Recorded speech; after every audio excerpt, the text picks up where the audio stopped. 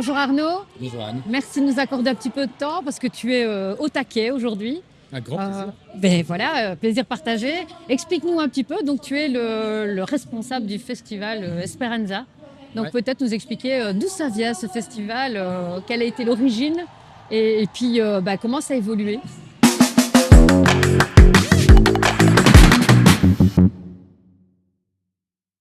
Alors je ne suis pas le fondateur du festival, hein, donc quand le festival est né, moi je devais avoir 14-15 ans.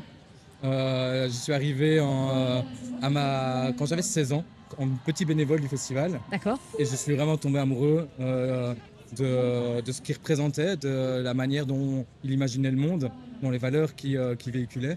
Et j'ai grandi avec le festival pour maintenant en être le coordinateur depuis quelques années. Alors comment ça se passe de concevoir ce genre de festival? Ça t'a demandé énormément de travail. Oui, les gens ne se rendent pas compte, mais organiser le festival, c'est un travail d'1 an.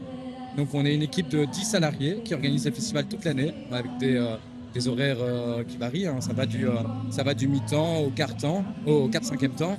Et donc il y a différentes phases, hein, dans l'année. La première phase, ça va être plus une phase de débriefing où on va en fait réfléchir à qu'est-ce qui a été, qu'est-ce qui n'a pas été sur l'événement. Une phase où on va chercher le financement, on va vraiment appliquer toutes les réflexions, voir qu'est-ce qu'on doit améliorer. Et puis il y a une phase de mise en place.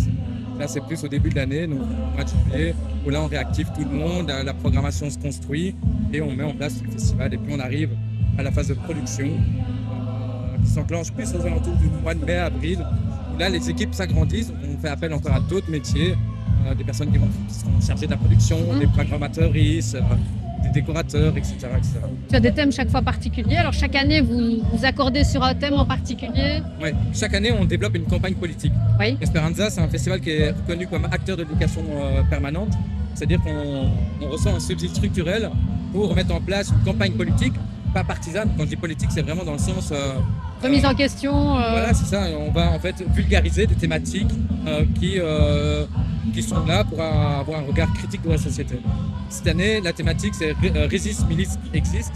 Donc, c'est-à-dire qu'on va déconstruire avec le public toute la thématique de l'extrême droite. On va essayer de comprendre pourquoi l'extrême droite, elle grimpe ici en Belgique et en Europe.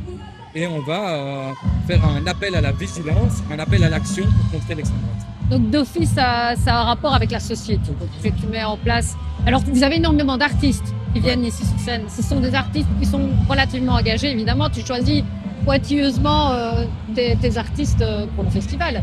La Esperanza, c'est un festival qui est créé pour amplifier les voix.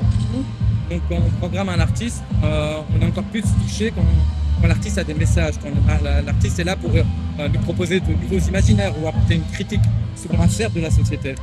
Nous, ce qui compte pour nous, c'est que la musique touche les gens et que les émotions que ça suscite soient acteurs de changement. C'est ça, donc plutôt dans leur reliance. Ouais.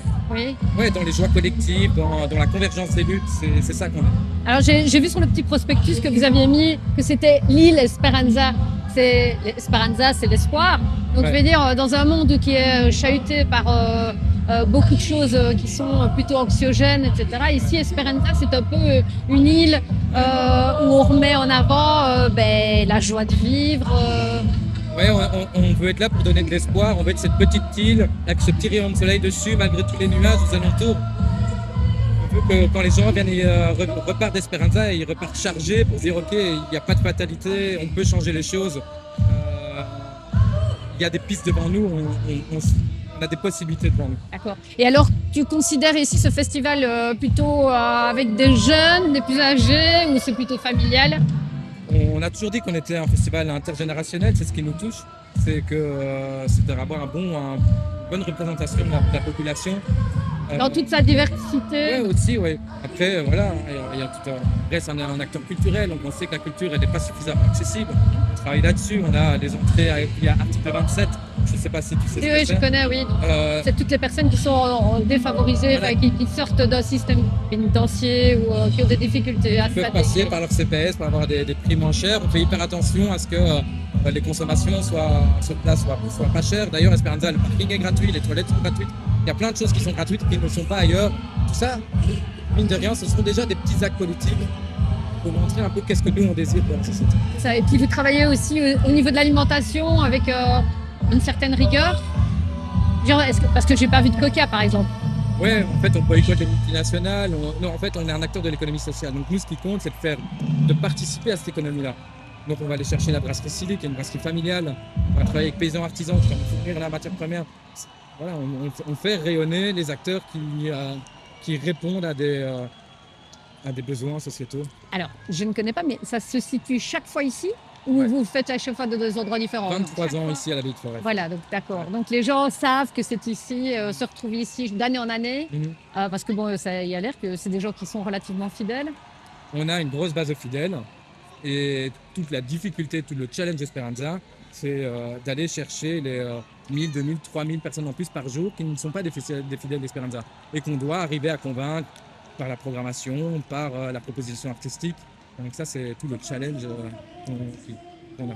Alors, ça draine combien de bénévoles, une organisation? 2000 bénévoles par jour. Ah oui, quand même. Ouais. Ah oui, oui, d'accord. Donc une gestion qui est quand même avec une certaine rigueur. Ouais. En fait, on met beaucoup de choses en place. Au regard d'un autre festival de musique, Esperanza, il a beaucoup plus d'autres panels. C'est-à-dire qu'on va avoir un village est possible avec une trentaine d'associations, c'est des bénévoles. On va avoir un plan Sacha. Je ne sais pas c'est quoi le plan Sacha. C'est un plan de lutte contre les agressions sexistes et sexuelles en milieu D'accord. festif. Donc ça va nous demander des bénévoles. On va avoir l'environnement, on va faire du tri du déchet. Ça va demander beaucoup de bénévoles. Oui, j'ai vu que les poubelles étaient vraiment spécifiques. Le tout cumulé, ce qui fait qu'Esperanza a beaucoup plus de bénévoles que les autres festivals parce qu'on met en place beaucoup plus de choses. Au niveau du public, je vois que les gens sont très... Il y a des petits endroits où on peut se retrouver au calme. Il y a des endroits où c'est plutôt les concerts. Et puis alors, j'ai vu qu'il y avait des activités aussi plutôt artistiques. Ouais. Alors, par exemple, quel genre d'activité? Le festival il dispose de 7 scènes. Oui, Chaque scène a sa direction artistique, son univers. L'idée, c'est d'avoir vraiment un petit panel de plein de petites expériences que les gens peuvent vivre, mais pas des expériences qui se ressemblent. Donc ici, il y a la scène Jardin, juste derrière moi. C'est la scène fédératrice du festival. C'est la plus grosse jauge. On peut accueillir 10 000 personnes ici. d'accord. Et puis après, on va avoir la scène Nova, qui est une scène où on va uniquement avoir une programmation d'artistes découvertes. Ce qu'on appelle l'émergence. Nous, ce qu'on veut, c'est vraiment aller chercher les sonorités de demain, aller chercher les artistes qui vont être des têtes d'affiche plus tard, mais qui, pour l'instant, ne sont pas connus.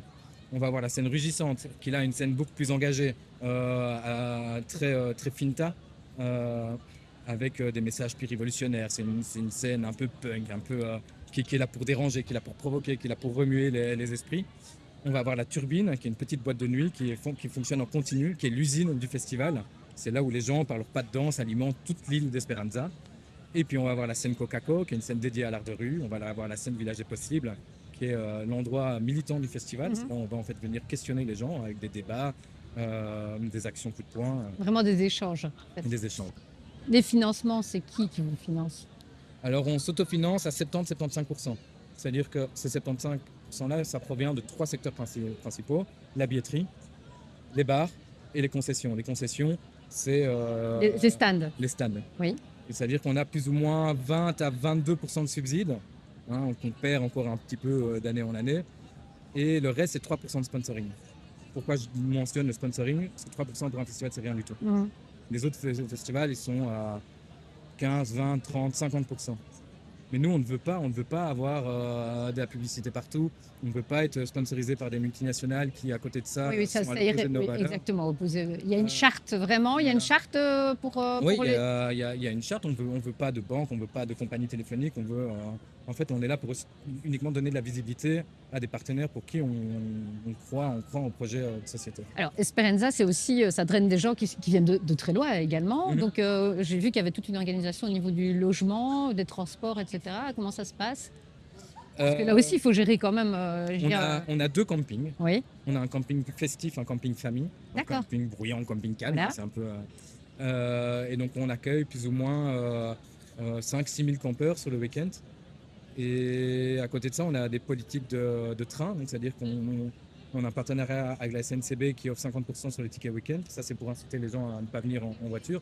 Parce que le secteur qui pollue le plus quand on organise un festival, c'est la mobilité des festivals et des festivalières. Et nous, on a de la chance, c'est que la grande majorité de notre public vient d'un rayon en dessous de 100 km. Oui. Et 100 km, c'est pas anodin, c'est un peu la barrière clé avant que le trajet soit vraiment polluant.